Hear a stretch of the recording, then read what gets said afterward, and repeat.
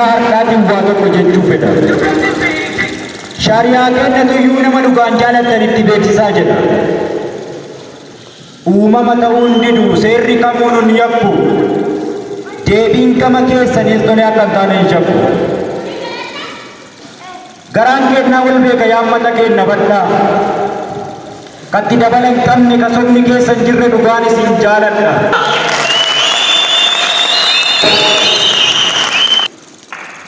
Namni maanatti deeman, namni maanatti dhufaan dallansuun itti hammaatee rifeensa mataan jiru. Qeewwan rabbaa Oromoo wajjaalala leellisa kaleessaa jibbiin jiru. Waan abboo akaakuu hin qabne ilmarraa maal eegarree? Gara laafinaaf arjooma, wajjaalalaaf gootummaa warra darbirraa barree.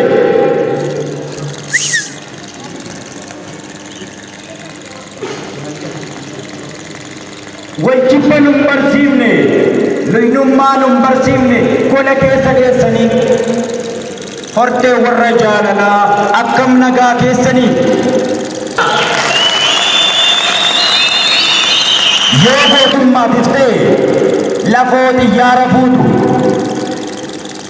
Alaamanni nagaadhaa ilmaan aliyyii cirrii ijoolleen waaqoo guutu.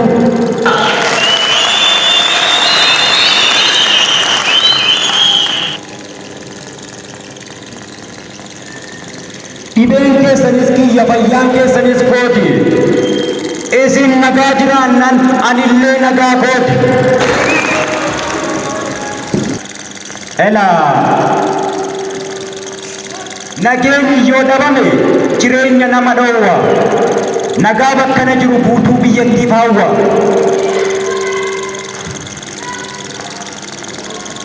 Egaa beeknellee osoo hin beekin imaana harka baadhanne. Nus bakka deemnuun keenya deemsi kennan dhaabbanne. Erga turree arganne takka ammoo gadhisaa takkaa tirachaa deemna. Deemsichi sirrii taanaan turree sadattamattis gaaf tokko numa kenna.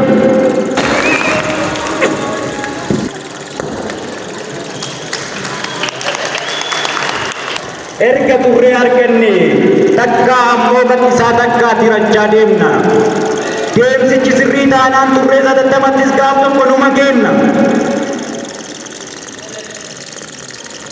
Yeroo isaa wallaalamu ganna arfaasaa birraa. Galma keenya milkeessuuf nummoo socho'aa jirra.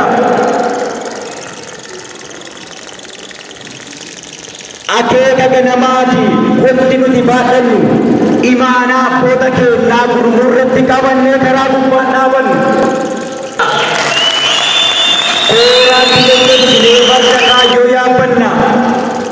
Seera fiiziksii jitu sochii tokko malatti dalagaan zeeru jedha akkamitti dhaabbanna. Isaanis namanna seera uumamaan dhiifnu fuulduratti akkaamna lafeetti cabnuu dhiifnu.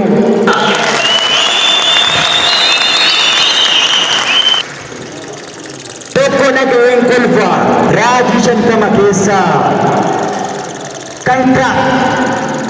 Tokko dhaga'een kolfa raajii 50 keessaa kan kaayyoo isaan daganne galma saama milkeessa.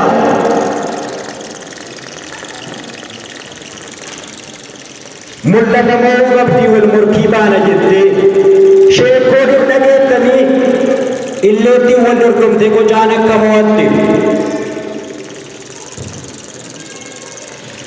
Haaluun hin danda'amu dhugaan kun jibbaata. Moo'ichi qocaa kun waatii sangaa fakkaata. Garuu akkasii miti. Gara duubaatti hin deemtu. Miidhuudhaa hawwe. Inni arguudhaa hawwe. Inni deemuu karoorse Finfinnee biyya tufaa. Karaa gidduutti hin bu'u deemsa isaa itti fufa.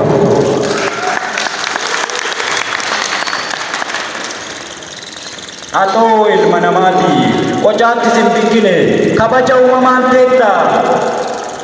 Seera uumamaatiin ala waan addunyaa kanarraa jijjiiruu ni dandeetta. Kutannoon kan kee cimee fuulduratti tarkaanfannaan lafa abdatte hin geetta. Lakki hin danda'u jettee dadhabbiin waliin galin. Jabaadhu hin dandeetta shakkiin si keessa hin bulin. akka abdiin kutanne keessa keetitti himi tarkaanfii keenyaan keessin deemsa keetitti cimi.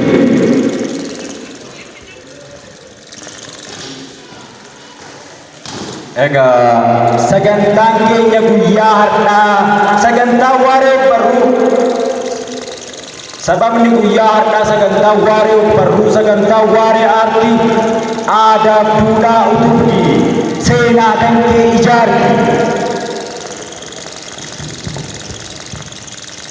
hundee dhugaa gabbisa hidda sobaa buqqisa dharaan nagaatti jedhee ilmaan haqaa guddisa. Hundu akkanummaatti ne badaarutti agachaa heeraaf seera barsiisa dubbiirraa haga gochaa ofiif waan keenyas beekne akka abbaa waan keenyaa taanu oo'ee walii dhageenye akka wajjala yaanu warri wallaalaan baraa osoo isan daangessin addaan fageenya lafaa walirraa fagaatee ciccitee gargar hafa. Kana hundaa hambisuudha kaayyoon hayyoota keenyaa walitti dhidhiyaanne beektota irraa barannaan hundaa adda baafnee beenna. Ija fagootiin taluun maal tokko dacheen marge inkirdaadaa fi callaa namnan dabaasee arge jireenya isaa sirreessuuf hin ta'u iyyaafata faaya qabeessaaf miidhaa yoosuu adda baafata karaa kamtu dogoggora kamtu sirriinaa ta'an laallatee waan fedhasaa beekee hubatee murteeffata filannoo jireenya isaa.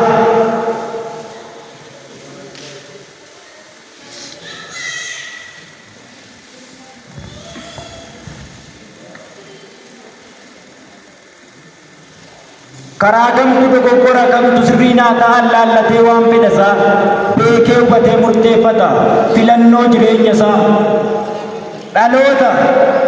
Dhaloota ofirraa bari'e dhaloota ofirraa dammaqe hundi naannessu mataa inkirdaadaa fi callaa abba tolii filata. Waa hundumaa fooyyessuuf qophaa'uu qabda jabaa buddeenni tolaan jiru hunduu ifaajee qaba.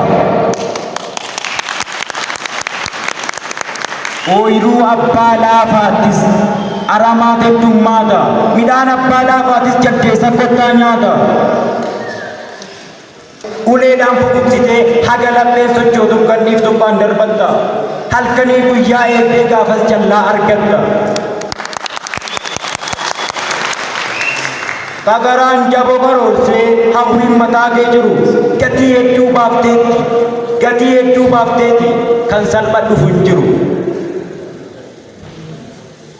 Otoo waan tolaa ta'e qorra ganamaa keessa maasaa jabbaatti seenuuf maaltu kophee baafata. Jabaadhu hundumaafuu milkaa'inni jireenyaa cimina keetta jama jajjabaachuu baafata.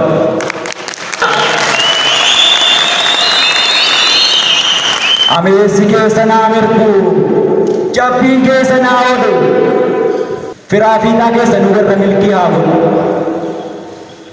Nu hundaa milkeessu warra kaayyoon tokkochaa.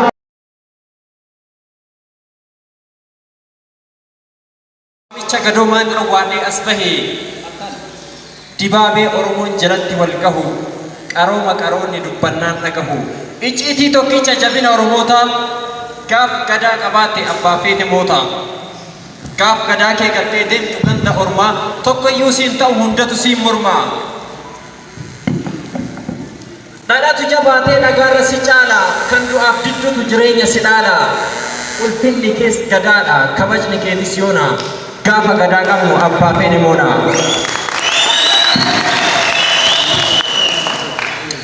Ifni akka aduu birraa akka ji'a goobanaa ilmaan Oromtichaa bareentuuf Booranaa guutuun sikkoof mandoo warri utaaf waayyuu ilmi xabboo waaqoo horteen warra hayyuu golee arfan irraa kan gamanaaf gamaa hundumti keessanuu harka fuune shamaa. Isin irraa qabee hinaaftuuf gungumtuu maatiin waatiin keessan nagumaa hundumtuu qoqqobaaf ardaan keessan lafti nagumaa dirrii akkam waa jajjabaatu ollaan keessanii firri bu'uuruma oromtichi kalee eegaluun dubbii anis dhangaa koo kunoo nagaan baneera gumbiin bu'uuruma oromtichi kalee eegaluun dubbii anis dhangaa koo kunoo nagaan baneera gumbii anaa dhufu hundumtuu warri as nuuf geessanii nan dhufa jedheen hafne kaa'an kormichi keessanii faana jiituu ol fuudheen ergaa sinitti madhaa mee takka shab godhaatii hamilee na simadhaa.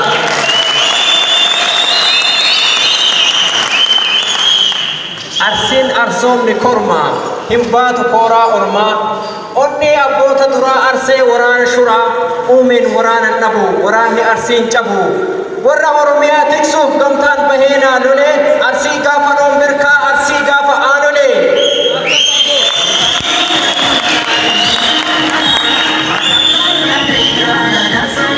warra lafeetti cabee sabaaf of kenne keessoo biyya nadhii gammadaa biyya qeerroo nageessoo arsii biyya goototaa biyya oromummaan faayaa biyya safuudhaan bultu biyya gaaddisa caayaa warra ilmaansaa qawween xiyyaara samii fuutuu biyya Huseen Budee biyya waaqoo guutuu warra icciitii sabaa liqimse garatti warra gurra bahee kallattii maratti warra icciitii sabaa liqimse garatti warra falma dhugaatiif galaase fooniif dhiigaa biyya kuutamaa hawaas biyya leenjisoo diigaa dhiira aarsaa kafalee oromoof seene kiyyoo biyya Mustafaa Huseen biyya dhaqqee waariyoo warra yaa namaa oolus addan facaafne shirrii biyya Haajaa Adamsaaddoo biyya Alii Cirrii saba tokkoomsu malee warra hin barbaanne kuttaa biyya baqqee dawaanoo biyya roobaa buttaa warra bishaan gaafannaan aanan namaaf laatu warra rakkoo sabaa gurmuu itti baatu waabeen garanaa miti ilkama gubbaa dabee takkaa gannama dhiisu jaalalli arsii qabee warra ija keessa laallaan akkuma urjii iftu biyya jaarsota raagaa biyya haawwata miftuu seenaa warqeen barraa'e akkamitti moofaree biyya qarree magaalanii biyya qeerroo goofaree.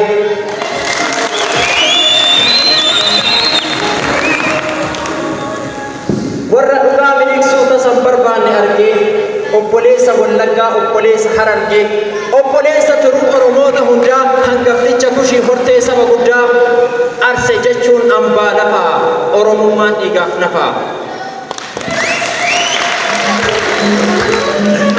Oromoon jedha kuni urjiin gaafa Afrikaa gaara guddaadha malee gooba xiqqoo mitikaa warra waan jedhe godhu warra kan goone hin jenne warra uf ta'ee bulu uumaa rabbisaaf kenne gaarummaan keenya dinqee oromiyyuu nu maalala Oromoo koo gaarii yaa sama jaalala kan amma qalbii hatee isa ta'uu feesisu warra afaan isaayyuu dhaga nama ceesisu dur girdoo wallaalummaa gaafa cabseen hube qaabaa caadaa jennee jalqabne kaakubee dhalee har'a nyaannu kan nuuf kaa'an kuusaa Sheek Bakrii Saphaloof Abubakar Muusaa dhalee har'a nyaannu kan nuuf kaa'an kuusaa Sheek Bakrii Saphaloof Abubakar Muusaa Dr. Muhammad Rashaadiif Dr. Hayilee Fidaa karaa nuuf saaqan deemaa karaa dabaa modidaa hojiitti jijjiirra dhaamsa taaddee birruu abbaan dhabamaaree osoo nuti jirru.